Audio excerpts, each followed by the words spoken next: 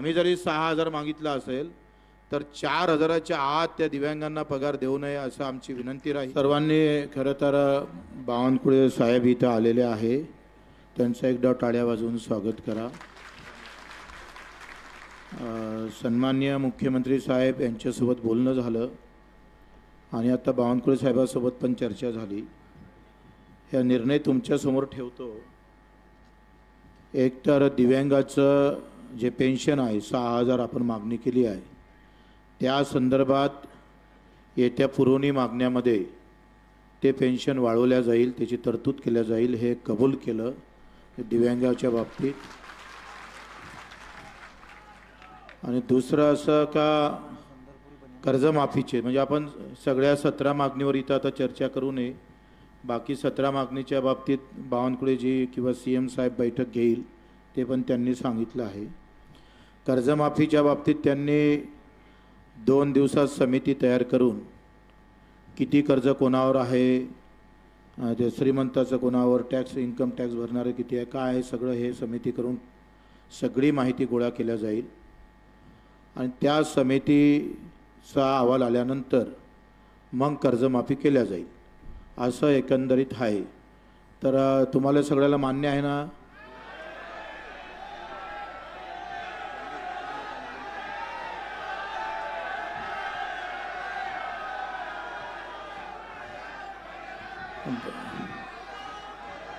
तर बावनकुळे साहेब समजून सांगन, एकदा त्यांचं ऐकून घेऊन मग आपण अधिक बोलू।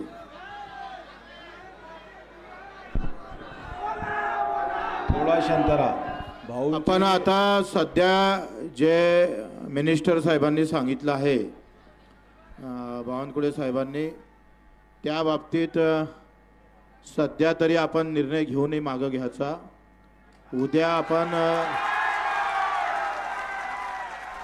उद्या याच्यावर पूर्ण चर्चा करू। एक मात्र एवढं खरं आहे का एखादं कर्जमाफी लगेच कर्जमाफी पहिली गोष्ट तर त्यांनी मान्य केलं का आम्ही कर्जमाफी करणार। तुमच्या सगळ्या आंदोलनाचं हे मोठं यश आहे का आतापर्यंत आपण जे काही आंदोलन केलं ते कर्जमाफी करण्याचा त्यांनी निर्णय घेतला आहे।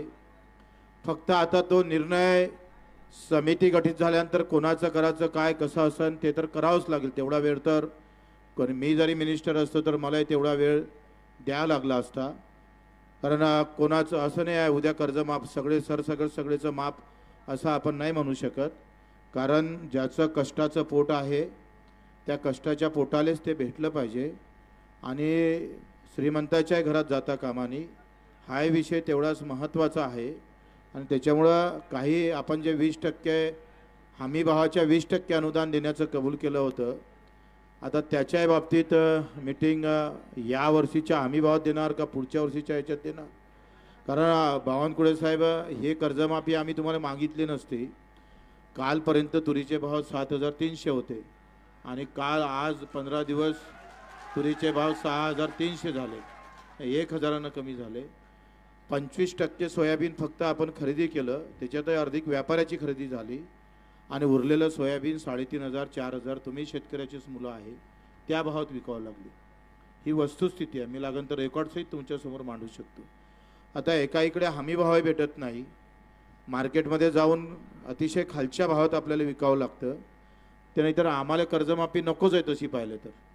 आम्हाला जर भाव दिले तर आम्ही तर सरकारचंच कर्ज माफ करून टाकायचं,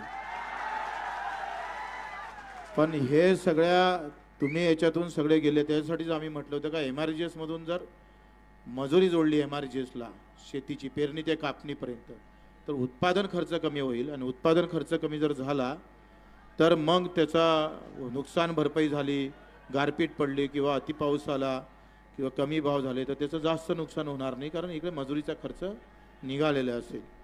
आता त्याच्यात बंदिस्त घेता येते शेतातले काम, पण ते पेरणी ते कापणी घेता येत नाही, हे थोडंसं मूर्खपणाचं लक्षण आहे। आणि म्हणून ह्या सगळ्या गोष्टीवर आपण, कारण हे काही किचकट मुद्दे आहेत, ते बैठकीतच आपल्याला करावं लागेल, पण 2 मुद्द्यावर त्यांनी दिव्यांगाचा पगार किती वाढवणार हे सांगितलं जरी नसलं तरी मला वाटते, मला आशा आहे का इतर राज्यामध्ये 3,000 ते 4,000 आहे, आम्ही जरी 6,000 मागितलं असेल तर 4,000च्या आत त्या दिव्यांगांना पगार देऊ नये असं आमची विनंती राहील. आम्ही जरी 6,000 मागितलं असेल तर 4,000च्या आत त्या दिव्यांगांना पगार देऊ नये असं आमची विनंती राहील.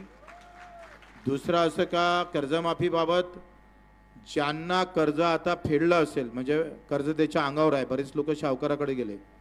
आपल्या जिल्ह्यातले किमान 25 ते 30% लोक सावकाराकडे गेले आणि त्याच्यामुळे 4-4, 5-5 वर्षांना त्यांना कर्ज घ्यावं लागलं.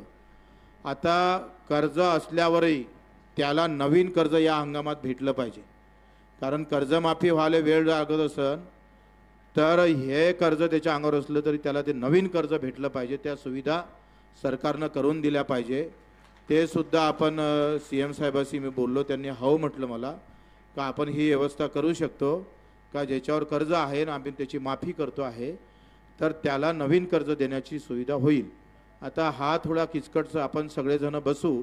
आता सगळेला विचारत बसतो म्हटलं तर एवढा विषय जाणार नाही.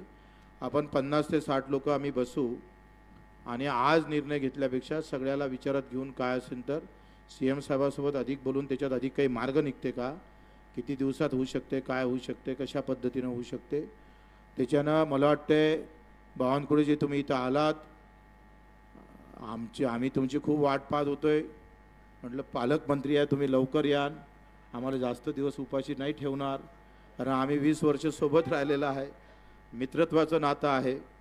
पण तुम्ही आम्हाला 6 दिवस उपाशी ठेवलंच आखरी. आता अजून समोर ठेवू नका, आता अजूनही समोर ठेवायची. तुम्ही घे झालं भुत्ते तू आता टोले. तर मला असं वाटतं का बावनकुळे साहेबांनी सांगितलेली गोष्ट बरोबर आहे, पण ते आज आपण उपोषण सोडल्यापेक्षा उद्या सगळ्यांचा विचार मंथन घेतल्यावरच आपण उपोषण सोडू. आज तो निर्णय न घेता उद्या आपण तो निर्णय घेऊ.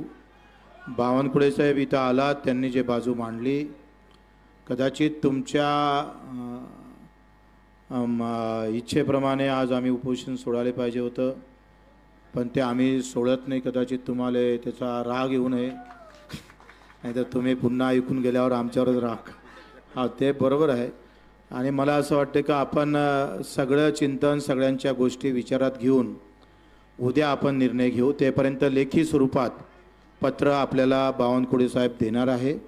लेखी उत्तर आल्यानंतर त्या उत्तरावर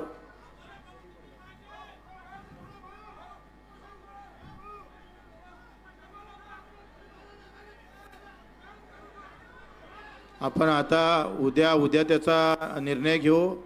आणि एकदा पुन्हा बावनकुळे साहेब आले, त्यांची एकदा खरं तर कलेक्टरने खूप मेहनत घेतली तुमच्या, म्हणजे हा नाही त्यांनी तशी खूप मेहनत घेतली. हा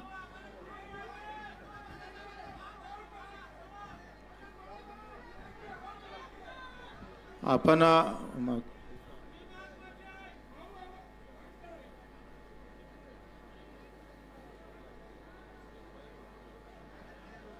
तर उद्या आपण निर्णय घेऊ. मान्य आहे ना सगळ्यांना?